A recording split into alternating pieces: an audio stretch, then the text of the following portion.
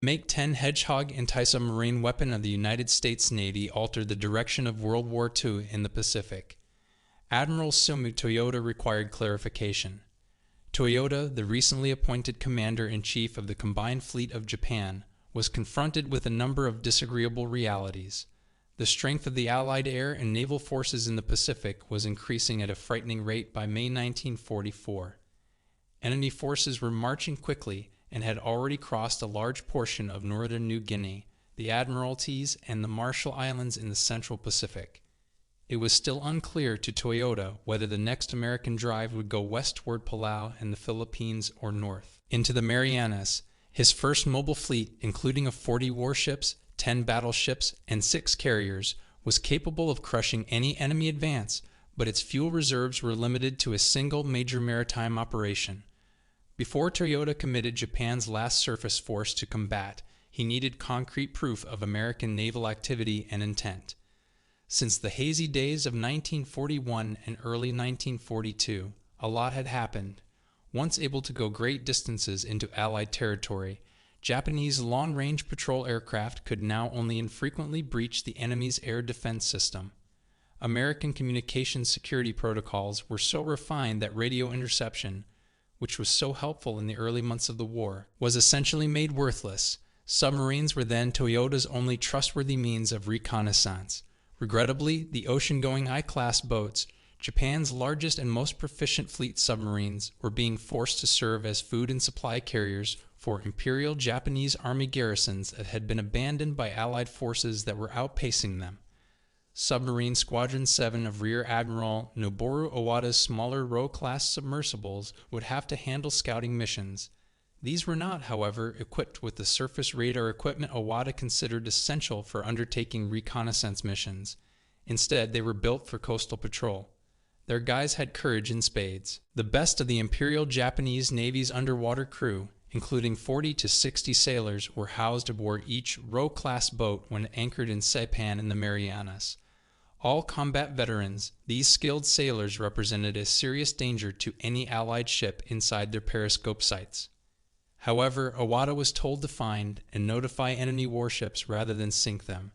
He gave his boats orders to picket the NA line, a 200-mile stretch that connected New Guinea and the Caroline Islands. These scouts were instructed to provide a positive confirmation via radio in the event that they spotted an Allied armada steaming toward the Philippines. Equipped with this intelligence, Admiral Toyoda could then command his combined fleet to engage in the decisive combat that he thought would result in Japan's triumph. Submarine Squadron 7's 7 Roe-class boats left Saipan on May 15, 1944, to set up positions along the NA line. Their 650-mile journey would take 6 days, and Owada's personnel on Saipan and the combined fleet headquarters in Japan kept a tight eye on them. Another group of military officers monitored Squadron 7's progress from a tightly secured facility at the U.S. Naval Base in Pearl Harbor, Hawaii. These individuals were part of the top-secret Fleet Radio Unit Pacific, FRUPAC, Signal Intelligence Center, which was in charge of compiling and deciphering all enemy radio communications that the United States had intercepted. Navy. FRUPAC had already played a significant part in Operation Vengeance, the American ambush of Admiral Isoroku Yamamoto, and had helped achieve a shock victory at Midway. 1943 Lockheed P-38 Lightning fighters from the Army Air Forces. This group of very intelligent mathematicians, puzzle solvers, linguists from Japan, and electronics specialists was going to alter history once more. On May 13, 1944, an ordinary radio communication started the chain reaction that would lead to one of the greatest engagements in anti-submarine warfare history. The fleet sub I-16's captain, Lieutenant Seonder Yoshitaka Takeuchi, sent this brief encrypted message. Admiral Owada was informed by Takeuchi's report, which was intercepted by American technicians and taken from the airways, that his ship was scheduled to arrive on May 20 with provisions and supplies for the garrison that was bypassed at Buin, on the southwest tip of the island of Bougainville. Takeuchi's communication was sufficiently interpreted by FRUPAC analysts to determine his arrival time and route at Buin. Admiral William F. was promptly informed of this information. for action Bull Halsey's 3rd Fleet headquarters, which is located in Pearl Harbor, but this was highly perishable intelligence and Halsey needed to move quickly. Numerous elements such as weather, technical issues, and erratic sea conditions might cause I-16 to be farther away than the Americans had believed. Furthermore, just because FRE PAC was aware of an enemy sub's location, it did not follow that the U.S. in time, the Navy may dispatch hunter-killer teams to locate and sink it. Luckily for the Allies, near Purvis Bay off Florida Island in the Lower Solomons, a small force of destroyer escorts, DE, specifically designed to attack submarines, was then waiting for orders. The U.S. England D-635, U.S. George D-697, and U.S. Raby D-698, newly commissioned Buckley-class ships on their first combat tour, may comprise the group known as Escort Division 39. Few sailors on board these 3 DAs had experienced battle, yet having been kept busy so far with standard convoy escort duty, things would happen quickly to turn them into seasoned veterans. After providing its estimated location, the explosive communique from 3rd Fleet on May 18 instructed Escort Division 39 to intercept a Japanese sub believed heading to supply beleaguered forces at Buin. It went on to say, "He is believed to be approaching this point from the north, and should arrive in that area by about 1400 hours 20 May. Good luck in your hunt." The length of each of the 3 DEs in Escort Division 39 was 306 feet, with a 36-foot beam. A Buckley-class destroyer escort displaced 1,740 tons when fully loaded for battle. The ship was powered by 2 General Electric turboelectric engines that could reach a maximum speed of 24 knots and a maximum cruising range of more than 5,000 miles. There were usually 198 enlisted men and 15 officers in a ship's company. The crew's search for enemy targets was aided by a variety of electronic sensors. Surface warships were located with the use of Tessell's search radar, while potential aerial threats were detected by SA bed spring radar. However, the TSL-1 sonar, which transmitted a high-intensity sound pulse into the water known as a ping, served as the D's main detection tool. The range and orientation of the contact were then ascertained by skilled sound operators upon receiving echoes reflected off solid objects, such as a submarine, and returning to the ship. The destroyer escort was deadly as well. 3 MiG-22 3-inch/50 caliber deck guns, 2 front and 1 aft, were fitted to every Buckley-class DE in addition to quad-mounted 1.1-inch anti-aircraft cannons and 20mm Oerlikon cannons. A battery of depth-charge projectors on the ship's fantail could destroy plunging submarines with a string of Ashkins, each containing up to 600 pounds of high-explosive filler. 3 21-inch torpedoes and a triple-tube launcher designed for surface vessels. That spring, the Make-10 Hedgehog Spigot mortar, a brand new and lethal weapon, was just being used in the Pacific. This British-designed projector, carried by all the Ds of Escort Division 39, discharged a salvo of 24 24-pound contact-fused charges meant to fall in the circular pattern up to 270 yards ahead of the ship. Hedgehog rounds were only going to go off if they hit a submarine. They may be targeted to fall either little to the right or left of the center line. Japanese submarine captains had mastered the art of dodging carelessly launched depth charges by 1944. Destroyer escorts fitted with Hedgehog sonar systems could now follow a target during an attack, significantly raising the possibility of precise kill. Every officer, NTO, and Blue Jacket, from soundmen to Hedgehog gunners to the engine room gang, had to collaborate as a team to complete the challenging, intricate task of sub-hunting. Training had become an obsession for one of those days, and even the newest members of Escort Division 39 realized that the only way they could overcome the enemy was via unrelenting training. The U.S. England, named for Ensign John Charles England, who was killed at Pearl Harbor, had a reputation as a taut ship since its commissioning in December 1943. Her crewmen dedicated themselves to achieving excellence in equipment maintenance, ship handling, and most importantly, proficiency with the vessel's weapon systems. They understood that their trade was one of kill or be killed. Losing to a Japanese submarine meant facing a terrible end on an isolated stretch of ocean. The taskmaster who led the English corporation to excellence was an odd one. The ship's executive officer, XO, was 26-year-old Birmingham, Alabama native Lieutenant John A. Williamson. In 1940, Williamson commissioned as a reserve lieutenant and was soon serving in the North Atlantic on the destroyer U.S. Livermore.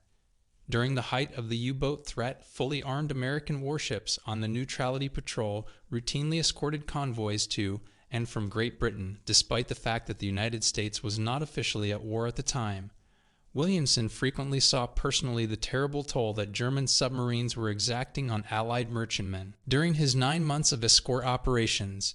After that, Lieutenant Williamson worked as a teacher at the Subchaser School in Miami, where he assisted in preparing the upcoming sonar operators in the Navy. After that, he headed a patrol boat with a wooden hull around the East Coast until he was told to join England so he could serve in the Pacific. Williamson, as XO, brought a unique blend of technical expertise, fighting experience, and a drive for perfection to his new ship. Lieutenant Samder, Walton B. Pendleton, the captain of England, was a middle-aged career Navy officer who had an oddly detached style of leadership. Acknowledging the leadership skills of his executive officer, Pendleton prudently issued few directives, giving Williamson the latitude to get England ready for wartime deployment. The combination was effective. Her crew had become extremely self-assured, even cocky, from months of non-stop drills. But as Lieutenant Williamson and the other few veterans knew, fighting would be the true test for this small destroyer and her determined crew. On May 18, 1944, just before dusk, the 3 DAs of Escort Division 39 set out to locate and sink I-16. Lieutenant Colonel Fred H. just commanded George along with Lieutenant Colonel Pendleton aboard England, and Lieutenant Colonel James Scott Aya skippered Raby. Division activities aboard George were under the direction of Commander Hamilton, Haynes serving as an officer in tactical command. By midday the following day, England, George, and Raby were steaming in a line 4,000 yards apart. Sonars aggressively scouring the ocean, northwest of Bougainville. Roger Bernhardt, the junior soundman for England, abruptly announced, "Contact." The officer on the deck came to the absurd conclusion that Bernhardt had to have heard some fish instead, as I-16 was meant to be kilometers away. The teenage sonar operator didn't back down, though. "Very clear and crisp, sir," Bernhardt answered. "The sound quality is good." The crew of the England immediately launched into their well-rehearsed action exercise, only this time it was real. All crew members prepared for fight across the ship. Pendleton and Williamson headed for the bridge. George and Raby waited as England moved in for the kill. After confirming with her skipper through a dry run that this was a submarine, Lieutenant Samder. Pendleton opened fire with a volley of Hedgehog rounds during the following approach. Soundman Bernhardt persistently kept sonar contact with the erratically moving I-16, even though he did not hear them explode. At 1350 hours, a second salvo of Hedgehogs produced one muffled explosion. Though not fatally, they had struck the sub. After 2 unsuccessful attempts, Pendleton gave up the ruse to Lieutenant Williamson out of despair. The captain of the ship would watch, as his seasoned XO skillfully navigated England for her 5th attempt at defeating the cunning Japanese supply boat. When he thought it was appropriate, Williamson gave the order, "Fire." There were 5 or 6 Hedgehogs that struck I-16 at 14:33, and there were several loud thuds. A massive underwater explosion rocked England 2 minutes later, sending seamen to their knees and raising her fantail entirely out of the water. Williamson recalled, "We initially believed we had been torpedoed," actually for Lieutenant Samder. Takeuchi and the other 106 submariners on board I-16, it was the end. Evidence of its devastation soon started to emerge. A chopstick, pieces of cork, and other wooden debris were found by search parties from George and Raby, and the unexpected apparition of a dozen thrashing sharks served as a sobering reminder of the human cost of war. Commander Haynes was persuaded that his Ds had definitely destroyed a Japanese supply submarine after finding a 75-pound bag of rice. Long into the night, England, George, and Raby remained stationed as a vast oil slick, roughly 3 miles wide and 6 miles long, spread outward, indicating the final location of I-16. It wasn't just Escort Division 39 that was dispatched by the Allies to find I-16. Additionally, American patrol aircraft searched the area, venturing far into the area where Admiral Iwata had positioned his NA Lines 7 Roe-class submarines. One of these aircraft radioed a contact report on May 17 after spotting Roe 104 on the northern border of that track. Japanese signal intelligence agents could easily intercept and translate plain audio broadcasts like this radio call, even though they were nowhere near as skilled as their rivals.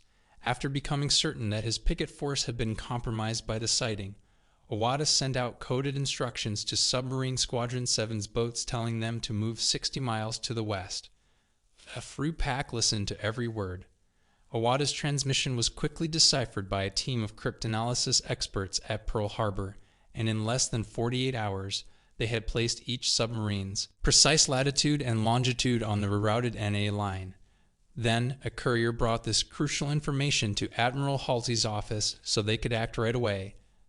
The position of Escort Division 39 to intercept Iwata's boats was ideal. Commander Haynes received an exciting order from 3rd Fleet late on May 20, saying, "It is believed that 7 Japanese submarines are preparing to form a scouting line in a position between Manus and Truk, 30 miles apart in coup for subs. Find, assault, and destroy." Haynes thought about how his destroyer escorts would roll over the enemy patrol track when they started. His strategy was straightforward. Locate the submarine that is the furthest north, sink it, and then turn southwest to ensnare the remaining vessels one by one. This required Haynes to cross the border between the Pacific Ocean area of Admiral Chester Nimitz and the southwest Pacific area of General Douglas MacArthur, although he was allowed to do so in the event that he was pursuing enemy vessels that were fleeing. One of George's radar operators noticed a surface contact 14,000 yards off her starboard bow in the early morning hours of May 22. Looking like a submarine, the 3 days shot forward at flank speed, hoping to catch their precarious target above them. Lieutenant Shakira Yuta, the commander of Row 106, was able to see George's illumination of her conning tower, but before she could deploy her deck guns or torpedoes, the submarine crashed. While their sister ship used sonar to locate the target, England and Raby circled. At 4:14, George released a single Hedgehog, but he later reported, in a sorrowful tone, that she had broken off communication. However, Row 106 was clearly audible to England's soundman and Lieutenant Seamer. Pendleton was soon given the go-ahead to assume command. At 4:33, their opening run produced no hits. Pendleton abruptly turned over the bridge to Williamson, who had successfully led England to victory on her first kill, out of frustration or superstition. At 4:44 hours, England launched a Hedgehog volley, overtaking Row 106 from its stern. 3 24-pound warheads exploded 275 feet below in 18 seconds. As before, Lieutenant Yuta's boat and its 49 crew members perished in a massive deep-water explosion. Once more, England had scored. Watchkeepers on board George noticed an oil slick and some pieces of drifting timber near England's attack at first light. This proved to be enough evidence that Row 106 had been destroyed, so the small flotilla of sub-killers headed in the direction of Row 104, which Lieutenant Hiroshi Izabuchi was leading, to meet up with them. By dusk, Escort Division 39's hunter-killers were closing in on their gullible targets. As dusk approached, the 3D changed their strategy and increased the distance between ships to 16,000 yards in order to improve their ability to spot a surface submarine. It worked, and the battle began at 600 on May 23 when Raby reported, "We have a radar contact bearing 085 degrees, range 8,000 yards. Row 104 dodged Raby's deck guns by diving in time thanks to its electronic emissions receiver, but it was unable to halt the hostile DE from hitting it with sonar pulses. The KV Izabuchi dodged 4 more assaults from George and 3 of Raby's Hedgehog attacks by quickly shifting his speed, direction, and depth. As the submarine successfully escaped, Row 104 even utilized its own sonar to ping on the Americans' frequency, creating uncertainty above. The time now was 8:19. After 2 hours of pointless fighting, Haynes advised Raby and George to give up. With a hint of irritation in his voice, he gave the command, "Give way to the England," and this lethal little vessel advanced for another slaughter. Lieutenant Seamer, Pendleton manning the con, England attempted a missive salvo to starboard. For a second run, the captain once more ceded tactical leadership to his fortunate XO. At 8:34 hours, England initiated a full pattern of Hedgehog rounds, led by Williamson.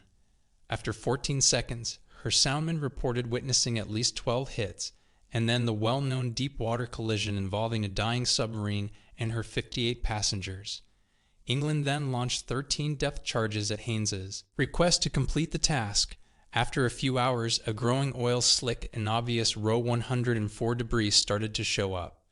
The whaleboat crew from England found small pieces of wood with Japanese characters stamped on them, along with bits of deck planking and cork stoppers. Additionally, ravenous sharks surfaced, which threw a gloom over England's company. Joy over their newfound successes was subdued by the realization that each attack was costing dozens of lives. Later that day, while traveling to the wardroom, Lieutenant Williamson ran across a young seaman, who told him of the crew's newfound camaraderie. The blue jacket begged to speak, then inquired as to the number of enemy sailors on those submarines that England had been sinking. That relies on the kind of sub, Williamson answered. Probably in the range of 40 to 80. Sir, how you feel about killing all those men? The young man asked.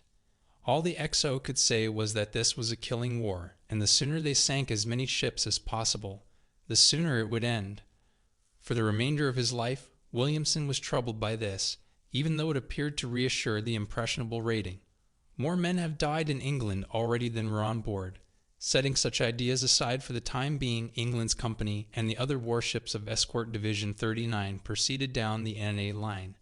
George's radar picked up another surface contact at a distance of 14,000 yards precisely at 1:22 on May 24.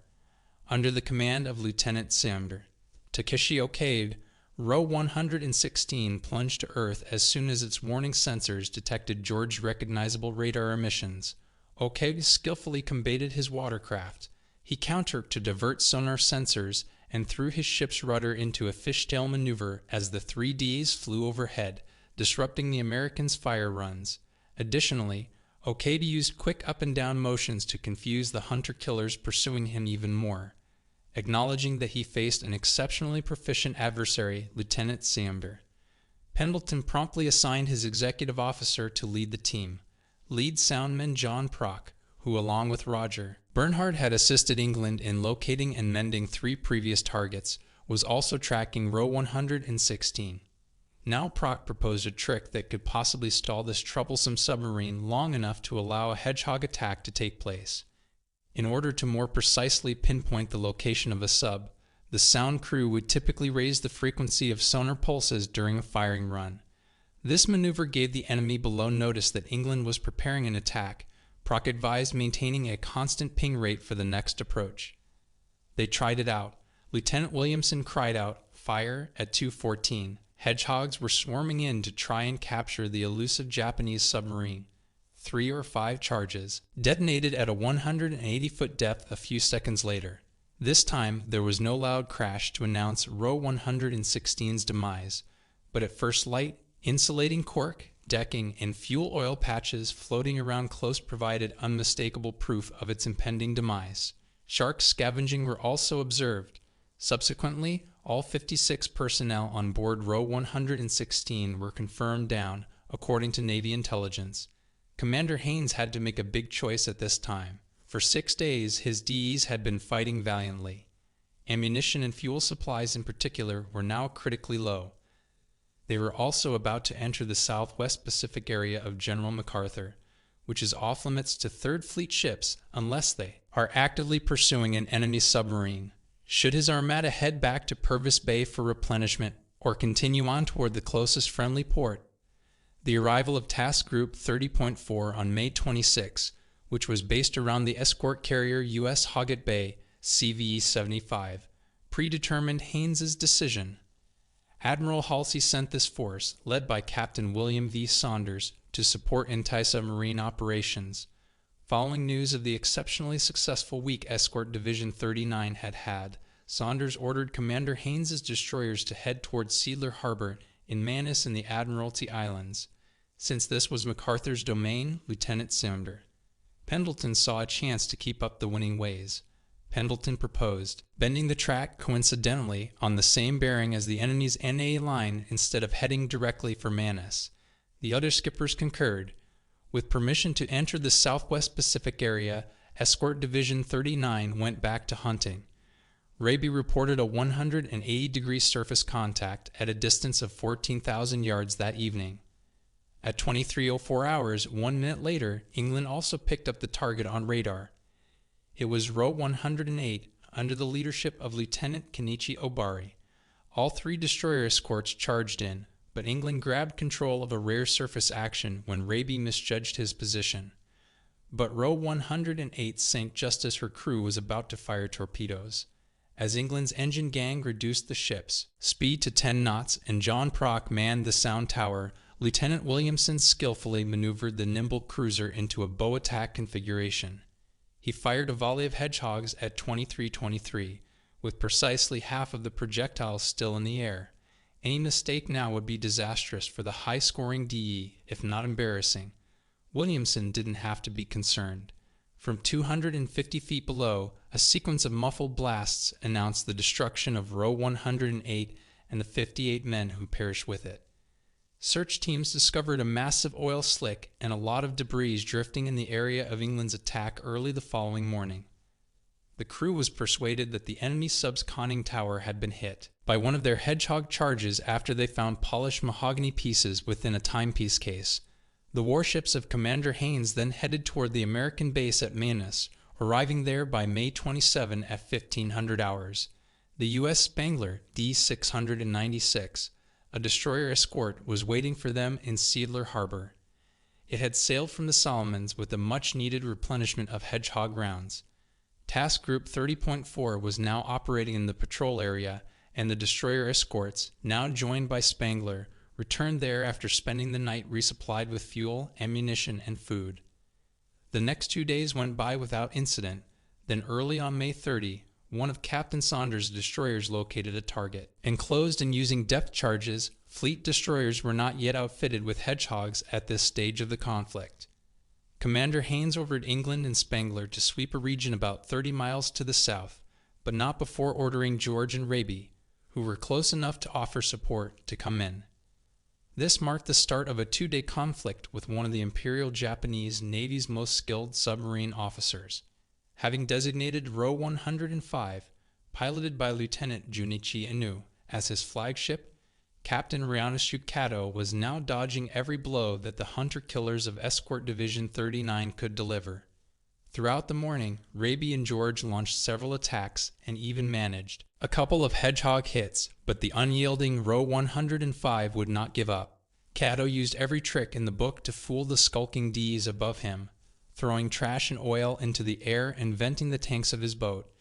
Just after dusk, Captain Kato intervened more forcefully.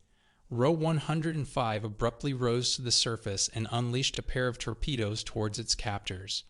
All were missed, but the Americans were warned that this was an extremely dangerous foe.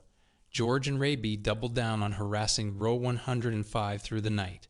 Their crews were aware that the Japanese boat would eventually have to surface due to a lack of battery power or air to breathe. It did so shortly after 300, right in the middle of the 2 DAs. Though none of them was able to fire a shot, Raby succeeded in shining a searchlight beam down on the nettlesome submarine for a short while before it sank beneath the seas once more. The lookouts in England, who were still 30 miles to the northwest, were alerted by that flash of light.